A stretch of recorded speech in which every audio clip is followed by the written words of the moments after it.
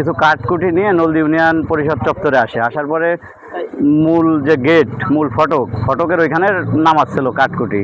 তা চেয়ারম্যান সে ভিতর থেকে এসে বলতেছে, তোরা এদের কী করবি কাঠকুটি দিয়ে? তা বলতেছে, আমাদের অনুষ্ঠান আছে কালকে, এটা লাগবে।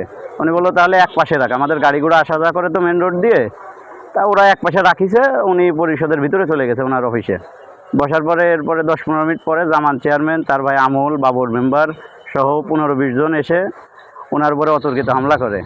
প্রথমে তার চোখে আঘাত করে এবং চেয়ার ভাঙচুর করছে অফিসের ভিতরে সচিব ছিল, তারপরে কর্মচারীরা ছিল, এরপরে জামাতের ইউনিয়ন আমির ছিল। এদের সামনেই আর কি হামলার ঘটনা ঘটে। এখন আপনারা তো দেখছেনই, হাসপাতালে এখন ভর্তি আছে।